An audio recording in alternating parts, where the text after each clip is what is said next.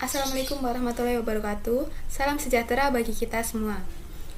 Dengan hormat, Bapak Vicky selaku dosen pengampu mata kuliah Sistem Akuntansi kelas DO dan teman-teman yang kami sayangi.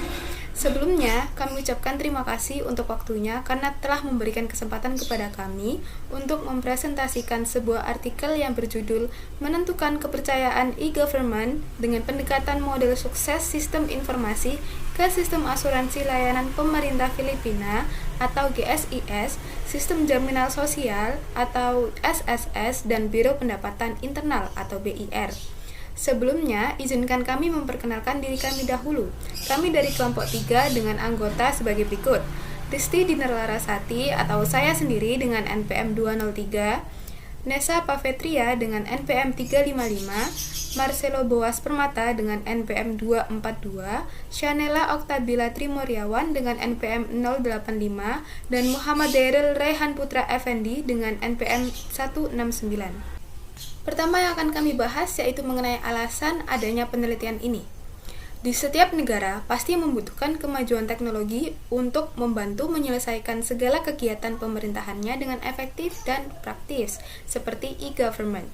E-government merupakan hasil dari kemajuan teknologi informasi dan komunikasi yang dapat membantu melaksanakan kegiatan pemerintahan dengan mudah, memberikan layanan kepada masyarakat menggunakan cara-cara berbasis teknologi yang lebih praktis, efisien, dan hemat biaya. Namun, dengan adanya e-government ini, timbul persepsi baru dari masyarakat, sehingga dalam penelitian ini mengajukan pertanyaan yaitu, yang pertama, faktor mana yang lebih berbobot untuk menumbuhkan kepercayaan pada e-government? Dan yang kedua, apakah persepsi dalam faktor-faktor ini umum di berbagai platform e-government? Berikutnya mengenai konteks dari penelitian ini. Di Filipina, e-government diharapkan dapat menciptakan birokrasi yang berdaya secara digital dan terintegrasi yang mampu memberikan layanan citizen-centric yang responsif dan transparan, setara dengan standar global layanan pemerintah. Sudah terdapat 3 platform e-government yang diciptakan, yaitu Sistem Asuransi Layanan Pemerintah atau GSIS, dan yang kedua, Sistem Jaminan Sosial atau SSS, dan yang ketiga adalah Biro Pendapatan Dalam Negeri atau BIR. Platform-platform e-government ini mengelola sejumlah besar informasi pribadi, pengenal pribadi, dan sensitif warga negara yang dapat mengangkat isu-isu terkait kepercayaan substansial dan membenarkan panggilan mendesak untuk memeriksa kualitas sistem e-government. Berikutnya yaitu kita akan membahas tinjauan pustaka dari penelitian. Yang pertama mengenai landasan teoritis. Kepercayaan telah menjadi isu sentral dalam penelitian sistem informasi online dan offline, karena teknologi ini telah sepenuhnya mengubah cara orang berinteraksi dan melakukan bisnis satu sama lain, dan dengan organisasi yang menyediakan produk atau layanan. Akibatnya, hal ini telah mengubah isyarat konsumen sebelumnya dalam mengembangkan dan membangun kepercayaan, karena lingkungan elektronik menjadi lebih tidak pasti, sehingga timbulnya 3 konseptual kepercayaan masyarakat, yaitu kepercayaan interpersonal, kepercayaan institusional, dan kepercayaan disposisional. Di balik itu, sudah tercipta salah satu model teoritis utama yang telah menjadi landasan dalam menjelaskan dan memprediksi kinerja dan keberhasilan situs web dapat ditentukan oleh 3 faktor utama, yaitu kualitas informasi, kualitas layanan, dan kualitas sistem yang secara kolektif dikenal sebagai model sukses informasi atau ISM. Kepercayaan pada pertimbangan e-government. Kepercayaan pada e-government didefinisikan sebagai keyakinan bahwa platform e-government itu sendiri dapat dipercaya, jujur, dan benar. Ini menyeratkan bahwa warga negara bersedia bergantung pada sistem e-government untuk melakukan interaksi dan transaksinya dengan pemerintah dan menyadari bahwa risiko tertentu sedang diambil dengan informasi yang mereka berikan ke sistem untuk fasilitasi transaksi pemerintah. Dengan ini, ada masalah yang semakin mendesak tentang merancang situs web e-government yang benar-benar menunjukkan indikasi kemampuan, kebijakan, dan integritas untuk mendorong kepercayaan di antara warga. Ini bukan hanya tentang menyelesaikan transaksi dan memberikan layanan secara efektif dan efisien, tetapi juga melindungi warga, informasi yang disimpan dalam sistem, dan integritas keseluruhan sistem melalui berbagai tindakan pengamanan. Pengaruh kualitas informasi. Berdasarkan definisi tersebut, penelitian ini berpendapat bahwa kualitas informasi adalah komponen kepercayaan berbasis institusional, kepercayaan berbasis harapan, dan oleh karena itu dapat berfungsi sebagai faktor yang mempengaruhi niat percaya kepercayaan pada e-government. Selain itu, penelitian sebelumnya dalam menerapkan ISM ke konteks penelitian masing-masing telah mengamati bahwa persepsi kualitas informasi dapat mempengaruhi tingkat kepercayaan pada platform online organisasi. Pengaruh kualitas sistem. Penelitian ini menggunakan argumen serupa bahwa definisi kualitas sistem berbasis ISM ini merupakan komponen penting dari kepercayaan berbasis institusi, kepercayaan berbasis harapan, dan kepercayaan berbasis situs web. Penelitian ini sebelumnya juga menemukan bahwa pandangan tentang kualitas sistem mempengaruhi tingkat kepercayaan pada platform online organisasi, di mana penelitian lain telah meluas ke kepercayaan pada e-government. Berikut pengaruh kualitas layanan. Kualitas layanan didefinisikan sebagai kemampuan organisasi yang ditambah teknologi untuk memenuhi kebutuhan pelanggan dengan lebih baik. Pemerintah Filipina juga menyadari kebutuhan untuk menjadi lebih kompetitif, efektif, dan efisien dalam berbagai mode dan saluran pemberian layanan mereka. Oleh karena itu, penelitian ini berpendapat bahwa pertimbangan pada kualitas layanan ini juga menggambarkan kepercayaan berbasis kelembagaan dan kepercayaan berbasis harapan. Dalam banyak konteks, e-commerce dan e-government ada faktor lain selain dari apa yang ditemukan sejauh ini dalam penelitian ini, yang terbukti berpengaruh terhadap kepercayaan pada e-commerce dan e-government. Oleh karena itu, selain karakteristik teknologi dari kehadiran e-government, persepsi lembaga pemerintah yang sebenarnya menggunakan e-government juga dapat mempengaruhi trust building. Kepercayaan pada lembaga pemerintah didefinisikan sebagai keyakinan bahwa lembaga pemerintah secara kompeten dan efektif memenuhi kewajiban yang dimanatkan untuk kepentingan terbaik warga negara. Lalu ada pengaruh kepercayaan pada teknologi. Sama halnya dengan pertimbangan terhadap institusi pemerintah, persepsi terhadap teknologi secara umum, khususnya pada teknologi yang digunakan untuk mendukung e-government, harus dikelola dengan baik dalam rangka membangun kepercayaan terhadap e-government. Kepercayaan pada teknologi didefinisikan sebagai keyakinan bahwa teknologi yang digunakan beroperasi dalam lingkungan yang ramah pengguna, aman, dan terlindungi. Yang juga berarti bahwa kualitas teknologi yang digunakan juga merupakan pertimbangan yang signifikan dalam upaya pembangunan kepercayaan. Lalu ada metode. Metode survei digunakan untuk mengumpulkan data kuesioner skala Likert 7 poin. Dikembangkan dalam bahasa Inggris dan Filipina menggunakan item yang ditulis ulang dari dimensi kualitas dan dari pengukuran kepercayaan pada teknologi, kepercayaan pada pemerintah, dan kepercayaan pada e-government yang digunakan.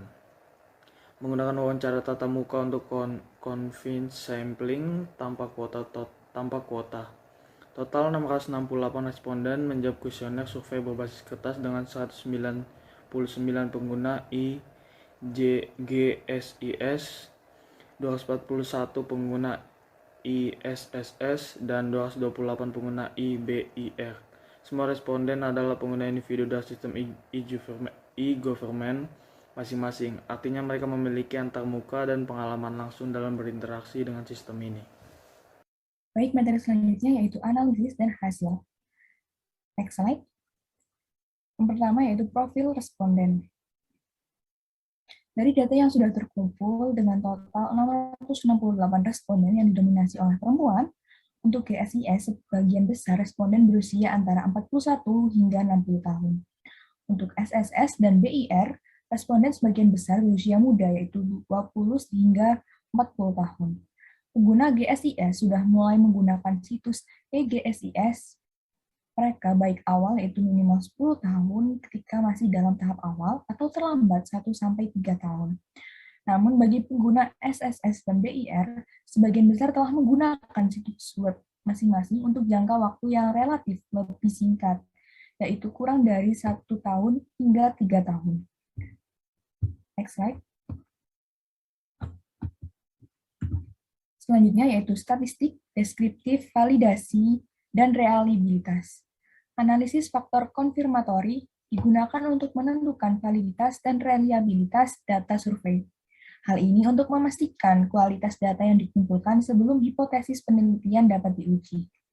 Dari hasil analisis ini didapatkan untuk kualitas informasi, hasil keseluruhan menunjukkan bahwa menyediakan informasi yang mudah dibaca dan dipahami mendapat skor tinggi, namun informasi yang disediakan benar-benar memenuhi kebutuhan pengguna dianggap yang paling penting.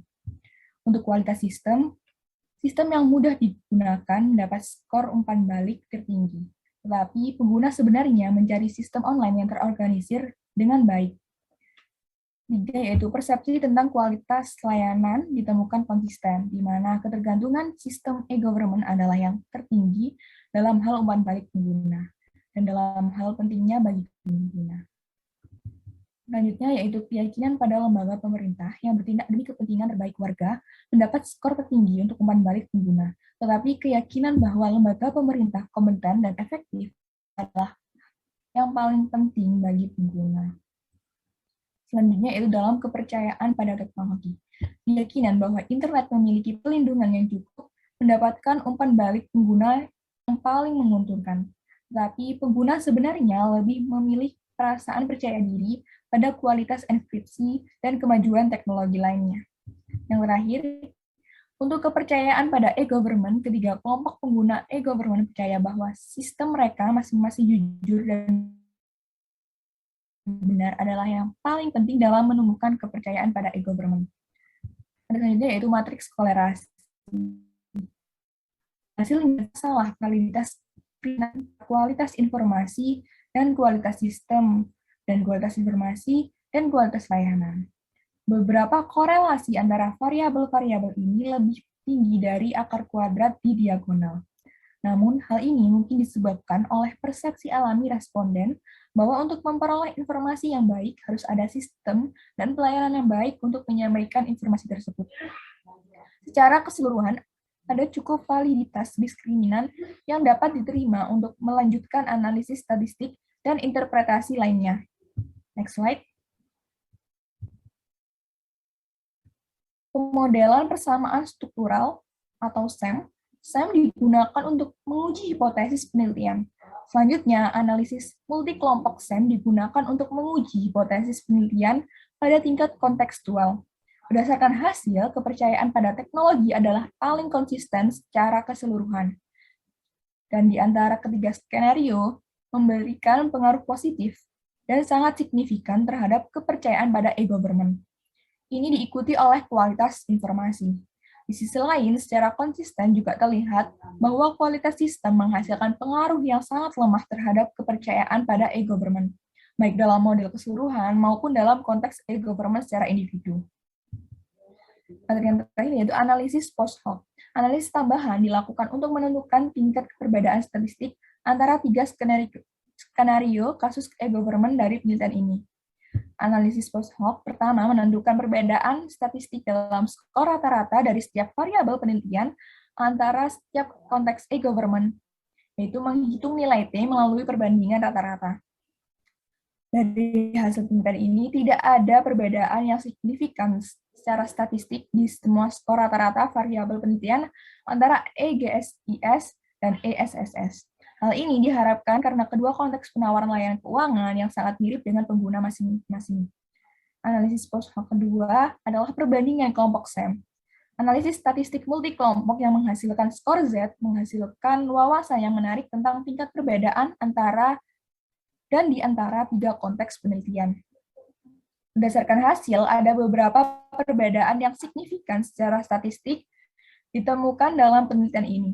Perbedaan yang paling menonjol adalah pada pengaruh kepercayaan pada institusi pemerintah terhadap kepercayaan pada e-government. Materi selanjutnya akan dilanjutkan oleh teman saya. Dari hasil artikel penelitian yang sudah dipresentasikan sebelumnya, dapat disimpulkan bahwa meninjau definisi dan tujuan e-government sebagaimana digariskan oleh PBB, Bank Dunia, dan pemerintah Filipina, kesan awal dari e-government Filipina ini menunjukkan pertimbangan kualitas informasi yang baik, seperti tujuan dari e-government pemerintah pada umumnya. Namun, ada beberapa kekhawatiran mengenai kualitas sistem, dengan pengamatan umum bahwa ada ruang besar untuk perbaikan. Selain itu, mendorong untuk meningkatkan pemberian layanan dan efisiensi pemerintah juga agak bermasalah. Berdasarkan hasil, kekuatan menonjol yang ditemukan secara konsisten di ketiga contoh ini adalah perhatian terhadap kualitas informasi. Memang, memberikan informasi yang sah, terkini, dan akurat sangat penting dalam menumbuhkan kepercayaan.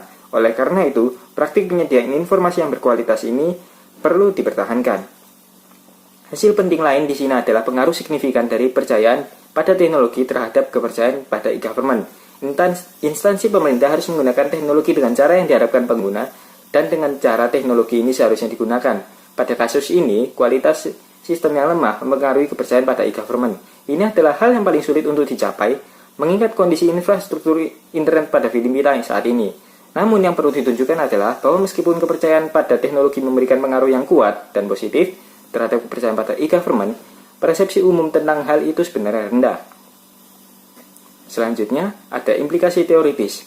Sementara penelitian ini menyajikan implikasi lain dari teoritis IS yang mapan tentang ISM dan kepercayaan pada konteks e-government, implikasi teoritis yang lebih kritis di sini adalah konteks yang lebih luas dari aplikasi e-government. Tidak hanya di negara berkembang, tapi juga lembaga pemerintahan yang diberi mandat untuk menyediakan beberapa bentuk layanan keuangan pada warganya. Desakan untuk memasukkan kepercayaan sebagai komponen penting dalam model penelitian berdasarkan dari fakta bahwa lembaga pemerintah tertentu yang menyediakan jasa layanan jaminan sosial dan pajak penghasilan ini mengelola sejumlah besar informasi pribadi dan identitas pribadi warga negara. Implikasi manajerial. Berdasarkan hasil penelitian ini, institusi pemerintah yang mengelola e-government-nya harus terus berupaya sepenuhnya memenuhi tujuan open data yang dirancang oleh pemerintah pusat. Ada kekhawatiran umum mengenai keakuratan informasi yang diposting di 3 platform e-government yang tercakup dalam penelitian ini. Dengan kata lain, ketiga lembaga tersebut harus memastikan bahwa informasi apapun dan konten yang lain diposting e-government-nya dan kehadiran online lainnya membantu klien menyelesaikan masalah transaksi mereka. Mereka harus menghindari kejadian di mana masalah terjadi dan sampai klien pergi ke kantor cabang atau kantor pusat, karena ada beberapa hal yang tidak disebutkan atau tidak tersedia di situs web mereka. Dalam hal lain, isu kekhawatiran mengenai persepsi tentang kualitas sistem harus diutamakan, seperti diperbaikinya infrastruktur teknologi. Faktanya adalah, para pengguna hanya merasakan sedikit perkembangan pada kualitas sistem, dan itu dapat melemahkan seluruh kepercayaan pada e-government-nya. Selanjutnya, keterbatasan dan arah untuk penelitian masa depan. Keterbatasan yang signifikan dari penelitian ini adalah kepatuhan terhadap satu perspektif kepercayaan. Sementara, perspektif kepercayaan tertentu dianggap seminal dalam penelitian IS, dan juga ada orang lain yang telah mengembangkan dengan perspektif lain. Menyadari bahwa kepercayaan adalah multidimensi, jadi peneliti di masa depan harus dapat membuat wacana kepercayaan yang berharga dari perspektif itu. Terutama karena teknologi untuk membuat layanan e-government terus berkembang seiring dengan baik.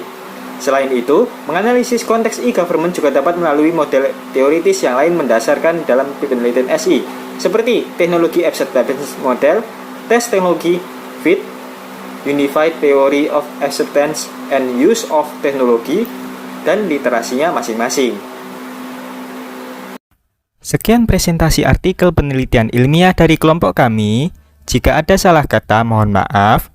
Saya, sebagai perwakilan dari kelompok 3 mengucapkan, terima kasih banyak telah menonton video presentasi kelompok kami. Jangan lupa like, share, dan subscribe. Jika ada kritik dan saran, tulis di kolom komentar ya. Kami izin untuk undur diri. See you on the next video. Bye-bye.